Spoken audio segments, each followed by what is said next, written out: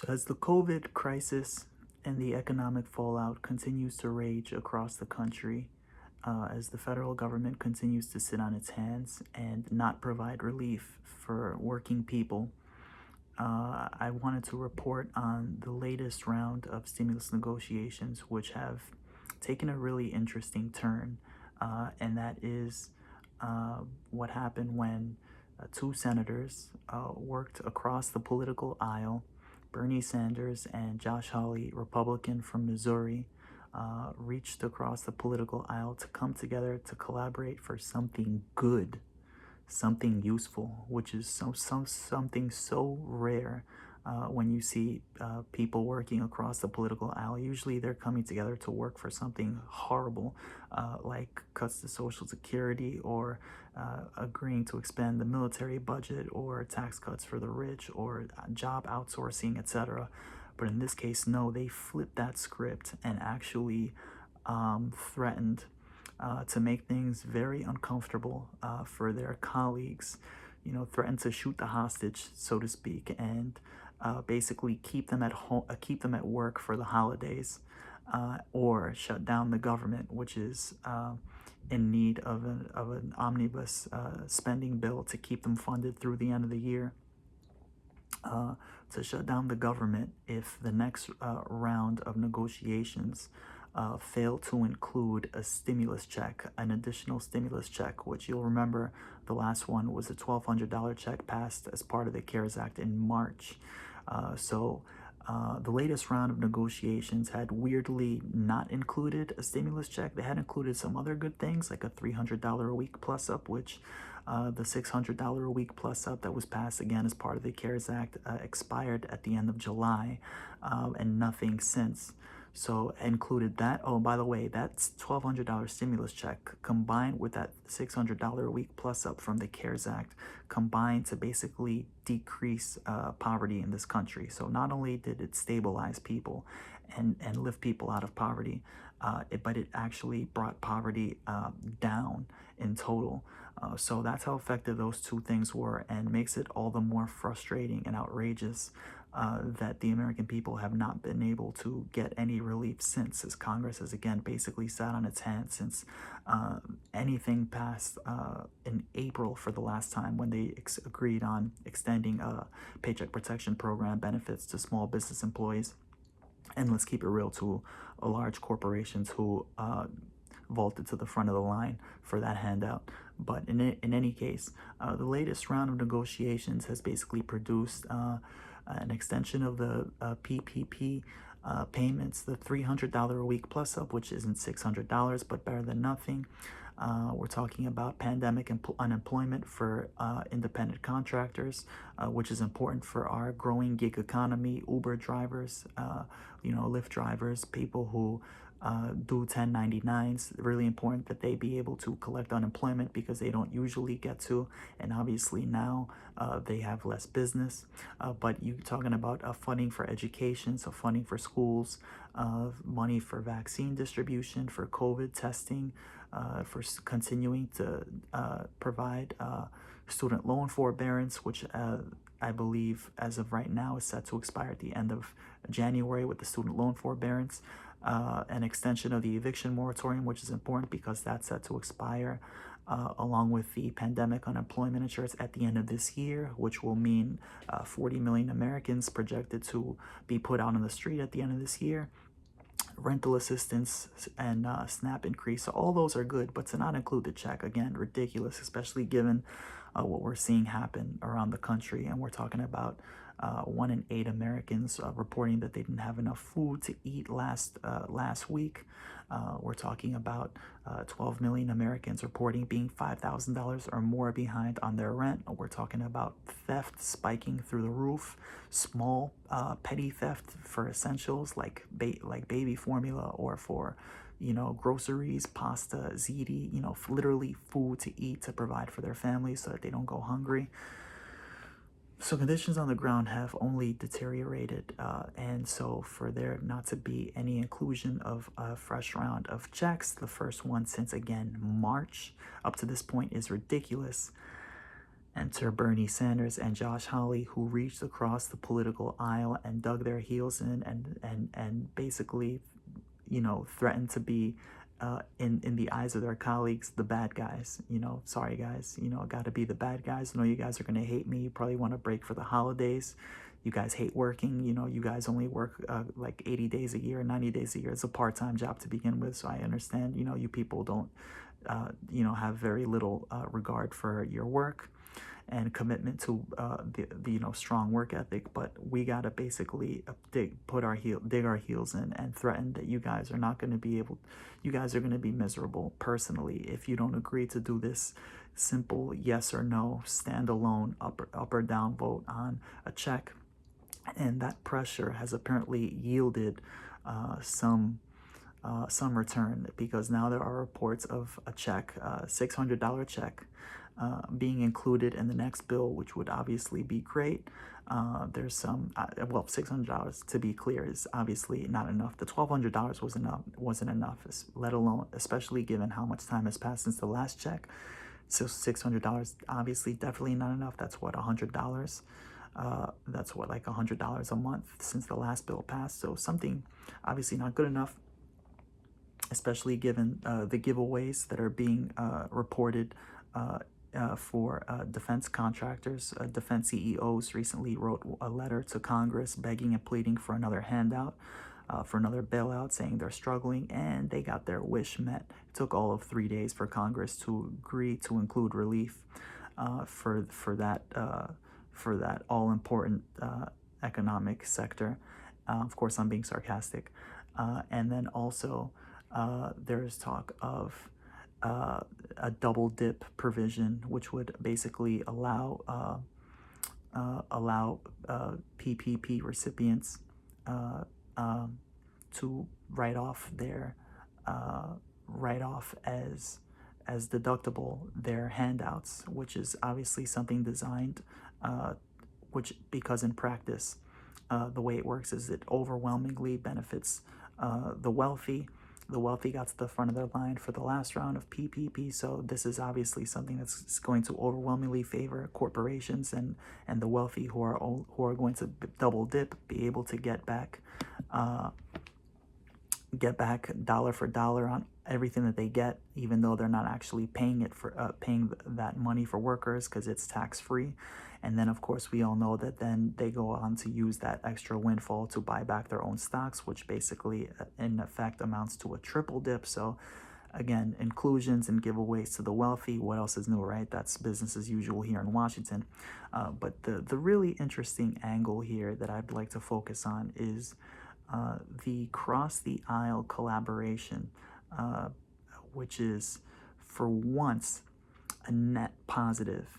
And the reason why this is so significant and historic is because I can't remember a time where you saw such loud collaboration across the political aisle, bipartisan, a bipartisan effort that was for something good. Usually when we talk about the way our media and the way our lawmakers, the way our party leaderships, our Democratic Party, Republican Party leadership, and our media and liberals, MSNBC liberals, the brunch liberals, the back to brunch liberals, the ones who, hated Trump, just wanted to get Trump out so that they could go back to brunch, those resistance liberals who basically don't take politics to be about much more than just show, and theater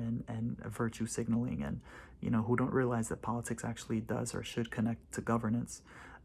But the way that they basically frame, the way that they evaluate, they judge our politics is always on the basis of an emphasis on bipartisan, working across the aisle. Joe Biden is doing that right now. He's emphasizing the need to reach across the aisle, not to alienate Republicans, to work with Mitch McConnell, and stressing, no, we have a partnership that dates back decades. We're all friends, and he's expressed as a candidate his desire to have Republicans in his cabinet And and this is something that Senate Democrats are also doing, and they're kind of, they're always they're quick to sort of be dismissive of their left flank in Congress, the progressive wing of the party, to sort of downplay, you know, downplay the need to address their needs, and sort of um, eh, focus on, no, let's work across the aisle. And and they frame this in the most disingenuously, moralistic terms. And MSNBC and cable news and the New York Times and Washington Post do this as well. When they talk about Bernie, they hate Bernie, and it's because of, oh, he's an ideologue, or oh, he's too stubborn, oh, he's too dug in his ways, and he's not very productive. What's he ever done? Bernie never gets anything done. That's the problem with Bernie. That's the problem with you progressives, is you're too not pie in the sky. You're too idealistic and naive. You don't know how things work around you. You're childish. That's childish. Grown-ups, the way adults, the serious politicians and the adults operate, and the way they the way they know they things operate around here, is everyone goes along to get along. But again, in practice, all that ever amounts to is terrible policies, tax cuts for the rich, unlimited expansion of the military budget, which is something that every single Senate Democrat voted for. When Donald Trump asked for more money for the military in his first year in office, they agreed to $700 billion increase over a 10-year period. So which is what, $70 billion windfall over 10 years. And for what? The United States has what, 12, 13 aircraft carriers. The runner-up country has 2. The United States has 40 military bases. The runner-up country has 10. That's what, 10% of the United States.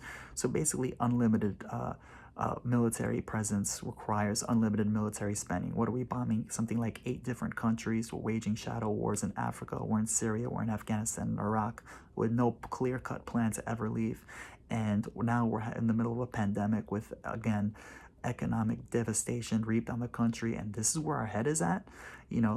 Tax cuts for the rich is probably the single most consequential thing that Donald Trump was able to govern through Congress. Everything else was done via executive order, but through Congress, everyone agreed. Democrats and Republicans are like that. No, we need to give the rich a $1.5 trillion tax cut just because.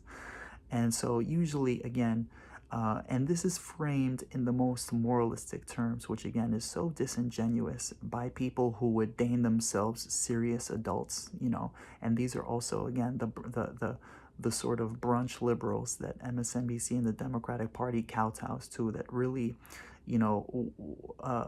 would like to basically be the face of their party. These, suburban, upper middle class, overeducated sort of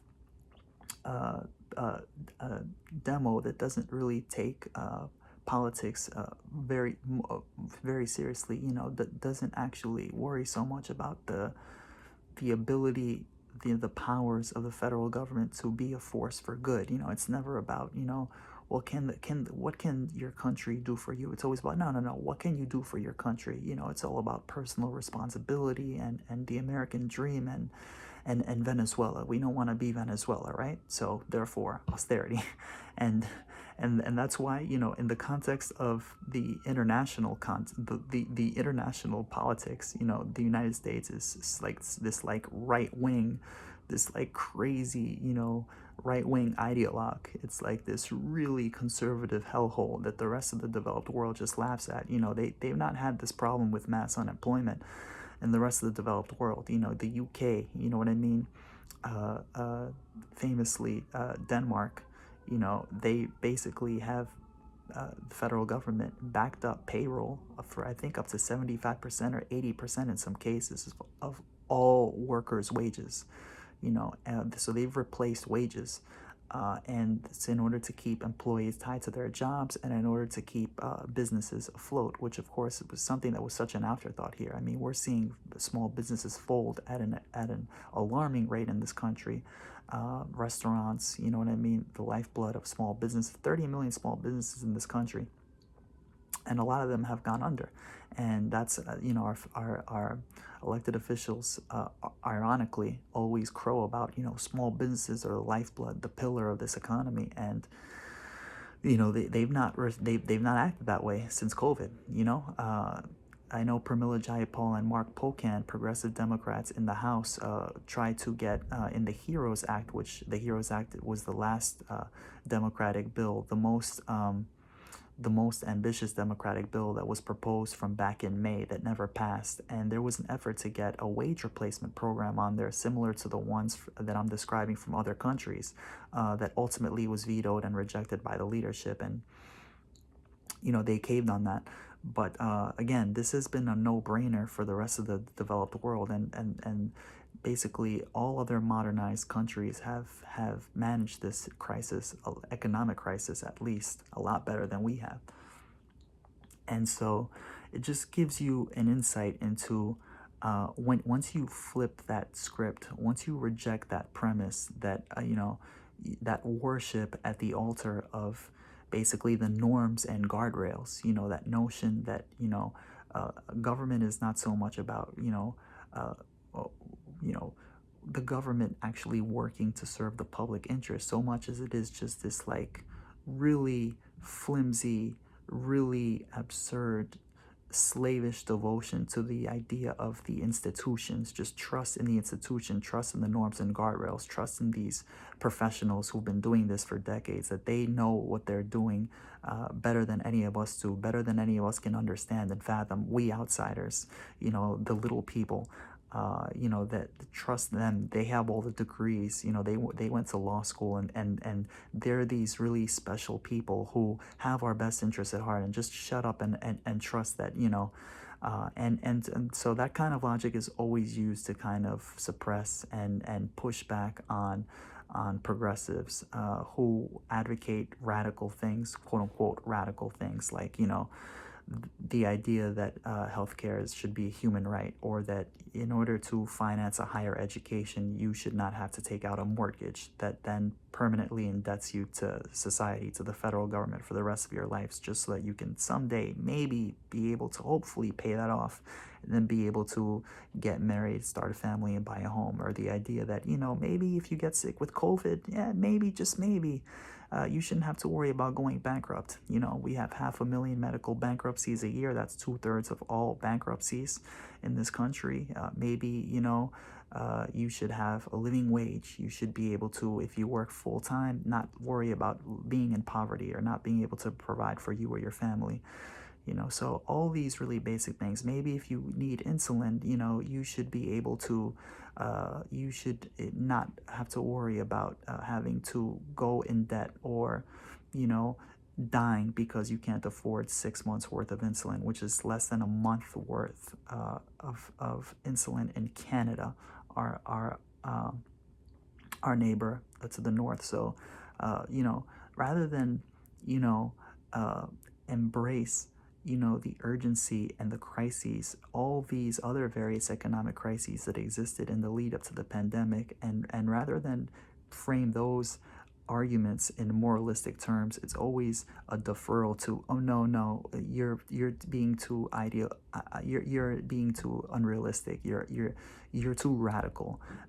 You need to defer to the professionals, to the serious people in the room. These are the ones who they know what they're doing. You trust that the Republicans and Democrats have your best interests at heart. And it's so disingenuous, it's so superficial and hollow and dumb, and uh, uh, in my opinion, if you don't agree, if your central concern with Medicare for all is repeating some easily disproven, debunked, a million times over debunked talking point about how are you going to pay for it, if that's your biggest concern, given that never comes up, that question, when we're debating our military budget, if that's where your head is at, that's where your priorities are, you are, I think, the extremist here. Not the guy who agrees with, by the way, 70% of Americans who support Medicare for all, or 68% of Americans who support free public college, or you can just go down the line on all these issues. 80% who support a living wage, but 70% of Americans support Medicare for all, including, I think the latest poll fluctuates between 46 to 52% of Republicans, including 86% of Democrats and 66% of independents. So again, these are popular issues that are also moral imperative issues that, again, always get sort of sidetracked for this, this bullshit theater of, oh no, we need to defer to the norms and guardrails. And we're seeing Joe Biden early on already taking that same approach and indicating that he's not willing to aggressively wield executive power to do things like provide Medicare for all, which obviously, when you have, I think it's something like 15 million Americans have lost their health care, their health insurance tied to their employer since becoming unemployed in the pandemic. So obviously something that resonates even more now, and that Biden and Senate Democrats are unwilling to embrace. I think if any, we need to reassess what we frame as extremist and dumb, and versus what we frame as moralistic and righteous. And this, I'm hoping, is the beginning of an interesting new collaboration between the populist left and the populist right. This is something that we need to look at more, because collaboration between establishment, corporatist, corrupt Democrats and Republicans happens all the time. On economic issues, again, cuts to Social Security. This is something that Joe Biden has advocated for decades in the Senate, and even as vice president, when in 2009, Obama tried to work with Republicans on a grand bargain that would amount to cuts for Social Security and Medicare spending in exchange for higher taxes and for other stuff. So, so we're talking about, that sort of rejecting that sort of wholesale, bipartisan consensus that we see from our leaders when it comes to, again, unlimited military expansion, and tax cuts for the rich. Again, something Democrats went along. So the Democrats and the Republicans are always aligned on economic issues, in contradiction to the narrative that we always get, that, oh no, the problems with our politics are we're too divisive, we're too polarized, no one ever can get along. No. The problem is that they always get along, and it's always to screw us. Sure, they agree to disagree on cultural issues, but on the top line economic issues, we can't get Medicare for all, we can't get free college, we can't get our debt canceled without being asked how are we going to pay for it. But we can get all these other things that are extremely unpopular and go on all the time, and our elected leaders don't